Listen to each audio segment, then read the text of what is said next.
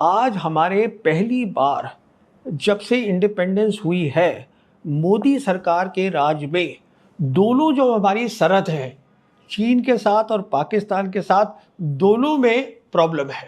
तो कहने का मतलब ये है, ऐसी क्या बात हो गई कि ये पहली बार है कि दोनों के साथ हमारी प्रॉब्लम है। तो हमें ये, instead of putting the military there and looking for absolute security, हमें उनसे बात करनी पड़ेगी। और मैं समझता हूँ आज अगर आपको चीन के साथ जो बॉर्डर इशू पे नरमी लानी है, उसका तरीका पाकिस्तान के थ्रू है।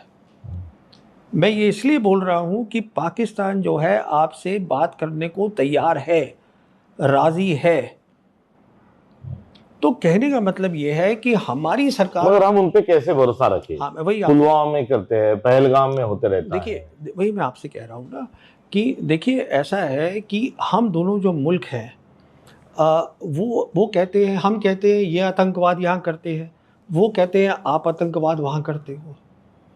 तो हम तो दोनों एक दूसरे को ब्लेम कर सकते हैं, पर रास्ता हमें निकालना है आगे का, पीछे थोड़ा जाना है हमको। तो मैं समझता हूँ आज, क्योंकि बार बार आजादी के बाद जी मुंबई का 26/11 का अटैक हो या तमाम जो लड़ाइयाँ हो या भारत में अशांतता पैदा करने के बहुत सारे जो एयर्स है जो कोशिश करता है, इसके बावजूद उनके साथ डील कैसे हो सकता है? वही तो, आप मुझे अगर 1 मिनट दें, मैं आपको बताता हूँ। मैं आपसे जैसे कर रहा हूँ कि जो आप बातें कर रहे हैं वो तब की है जब दुनिया अलग थी। अलग का मतलब ये होता है कि या तो दुनिया थी बाइपोलर, दो बड़ी ताकतें थी, अमेरिका और सोवियत यूनियन, और या यूनिपोलर थी, अमेरिका सबसे बड़ी ताकत थी। आज जो है दुनिया में 3 बड़ी ताकतें हैं। हाँ कहो या ना कहो, 3 ताकतें हैं। हाँ, है ना, 3 ताकतें। अमेरिका है, तो अभी क्या है कि जो चाइना का इतना ज़्यादा राइज हुआ है, उसके कारण जो पूरी जियोपॉलिटिक्स है दुनिया की, जियोपॉलिटिक्स का मतलब क्या होता है कि पावर और वेल्थ, ट्रेड, कनेक्टिविटी, जो सब कुछ होता था अमेरिका और यूरोप में, आज वो हमारे एरिया में आ गया है। एक नई पॉलिटिक्स बन रही है, इसको हम बोलते हैं कि सेंचुरी का सबसे बड़ा चेंज हो रहा है। इसमें एक नया कॉन्सेप्ट आया है कलेक्टिव सिक्योरिटी का। उस कलेक्टिव सिक्योरिटी, अब देखिए हमारे मुल्क में लोगों को पता ही नहीं है कलेक्टिव सिक्योरिटी क्या है। अब डिप्लोमेसी की जगह जियोपॉलिटिक्स ये शब्द बड़ा हो गया। आपने बहुत अच्छी एक बात कही, इसमें मैं बोलना चाहता हूँ। फॉरेन पॉलिसी में अब तक क्या होता था कि हम लोग जो थे, जैसे मैंने कहा, सब कुछ दुनिया का हमसे दूर होता था। यूरोप में हो रहा है, अमेरिका में हो रहा है, जिसको हम ट्रांस अटलांटिक बोलते थे। हम लोग फ्रिंजेस पर थे, कोने में थे। आज हम बिल्कुल सामने आ गए हैं। तो आज रिक्वायरमेंट सबसे बड़ी ये है कि जियोपॉलिटिकल चेंजेस आप उसको फॉरेन पॉलिसी में लाइए, और तब आप देखेंगे कि जो मोदी सरकार की फॉरेन पॉलिसी है वो ठीक नहीं है। कहने का मतलब ये है, फॉरेन पॉलिसी का एक ही मतलब होता है, और वो ये मतलब होता है आप दूसरे देशों के रिश्तों के थ्रू अपने जो देश के लोग हैं उनकी आप जो ज़िंदगी है उसको बेहतर करिए। Improve the life of your own people, that is the fundamental aim of the foreign policy. And today the geopolitics is not being included as part of the foreign policy. So all the diplomats जो बात करते हैं हमारे, वो बात करते हैं 2005 में ये हुआ, 2008 में मुंबई हुआ। अरे बाबा, दुनिया 2013 में बदल गई। हाँ, मैं बात कर रहा हूँ विदेश नीति की। तो विदेश नीति पे मेरे हिसाब से हम बहुत कुछ इसको बेहतर कर सकते हैं।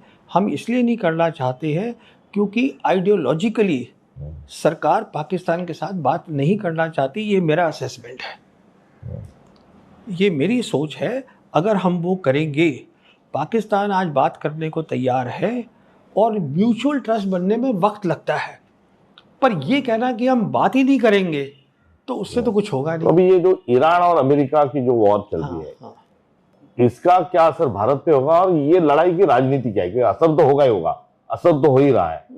तो ये जो लड़ाई है, ये लड़ाई का कारण क्या है और हल क्या है? देखिए, ये एक बहुत अहम, बहुत दुनिया के लिए इम्पोर्टेंट लड़ाई हो रही है। और दुनिया के लिए? जी हाँ। और इसकी इम्पोर्टेंस क्या है? पहली बात तो आप हमें ये समझ लेना है, ईरान ये लड़ाई जीत चुका है। ईरान ये लड़ाई नहीं हारेगा, क्योंकि लड़ाई का जो सेंटर ऑफ ग्रेविटी हम बोलते हैं कि जो खास बिंदु है वो स्ट्रेट ऑफ हर्मोज है, और वो ईरान के कब्जे में है और रहेगा। तो इसकी अहमियत ये है, इम्पोर्टेंस ये है कि जिस दिन अमेरिका तय करेगा कि उसको छोड़ना है वेस्ट एशिया, जो छोड़ना है, जिस दिन तय करेगा, तो क्या होगा, ये कंट्रीज़ हैं, जीसीसी कंट्रीज़ हैं, जैसे सऊदी हुआ, कतर हुआ, कुवैत हुआ, बहरीन हुआ, ओमान हुआ, ये सब जो है, यूएई हुआ, ये एक स्टेज पे आके सोचेंगी कि अब हम जो है डॉलर में क्यों करें, हम लोकल करेंसी में करते हैं काम। तो अगर लोग डॉलर में नहीं करेंगे तो उसका जो डेट बढ़ा हुआ है तो पूरी उनकी इकॉनमी डिस्टेबलाइज कर जाएगी और अमेरिका का जो एम्पायर है वो गिर जाएगा। इसकी ये इतनी बड़ी अहमियत है दुनिया में। तो हम तो ईरान से जब क्रूड ऑयल ले रहे थे तो रुपए में ले रहे थे। हाँ, कब? ये लड़ाई शुरू होने से पहले। देखिए, वो बात है ब्रिक्स की। हाँ। ब्रिक्स के अब दरमियान क्या बात चल रही है कि जितने भी ब्रिक्स मेंबर हैं, हाँ, वो लोकल करेंसी में ट्रेड कर सकते हैं, पर हम ज़्यादा नहीं कर रहे थे। हमारे एक्सटर्नल अफेयर्स मिनिस्ट्री ने क्लियरली कह दिया था कि डॉलर में ही ट्रेड रहेगा, क्योंकि अमेरिका का प्रेशर था। रुपए का खुल जाता था, हमारे लिए सहूलियत थी। हाँ, तब सहूलियत थी, पर अब हमने ये तय कर लिया है, हमारी फॉरेन पॉलिसी अमेरिका के साथ जुड़ी हुई है। अब ये चित्र में हाँ, हमारा पड़ोसी मुल्क जो है वो चौधरी बना बैठा है। कौन सा मुल्क? पाकिस्तान। जी जी। और हम इस सारी शांति वार्ता में जो हमारी बड़ी लिगेसी थी, जो पंडित जवाहरलाल नेहरू जी ने नॉन अलाइनमेंट मूवमेंट शुरू किया, मगर वो हमारी लिगेसी आज भी कायम है या हम इन सारी चर्चाओं से कहीं बाहर हैं? हम बिल्कुल बाहर हैं। और जो आप बोल रहे हैं पाकिस्तान जो है आज चौधरी बना हुआ है, किसने उसको चौधरी बनाया? हमने बनाया। जब 4 दिन का ऑपरेशन सिंदूर हुआ था, हमने नतीजा निकाला कि हम वो जीते, ये हमने कहा।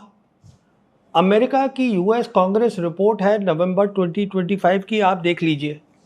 उसमें ये लिखा हुआ है कि उस 4 दिन की लड़ाई के अंदर पाकिस्तान मिलिट्री ने इंडियन मिलिट्री से बेहतर काम किया। जो अमेरिका ने जो लिखा वो सारी दुनिया ने ध्यान से देखा, वेस्ट एशिया की कंट्रीज ने ध्यान से देखा।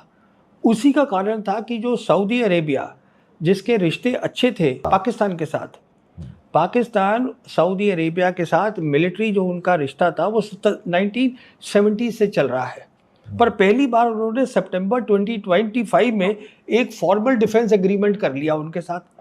वो इसलिए क्या, ये देखकर ऑपरेशन सिंदूर और जो अमेरिकन ने लिखा, ये देखिए ना आप, जो अमेरिकन ने लिखा, क्योंकि जब अमेरिका कोई चीज़ लिखता है तो वो दुनिया ध्यान से देखती है।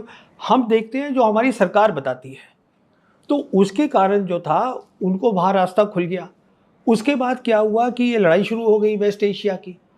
अब जो है, जो पाकिस्तान है, एक तो ये हो गया था कि कांग्रेस की रिपोर्ट आ गई थी, ऊपर से पाकिस्तान जो है मुस्लिम कंट्री है, पाकिस्तान इकलौता मुस्लिम कंट्री है जिसके पास न्यूक्लियर वेपन्स हैं। तो फिर अब पाकिस्तान की ज़्यादा से ज़्यादा वो हो गई कि हमको आपकी ज़रूरत है। आज जो मैं आपसे कह रहा हूँ मल्टीपोलर वर्ल्ड है, मतलब 3 बड़ी ताकतें हैं। पाकिस्तान इकलौता मुल्क है जिसके तीनों बड़ी ताकतों से रिश्ते अच्छे हैं।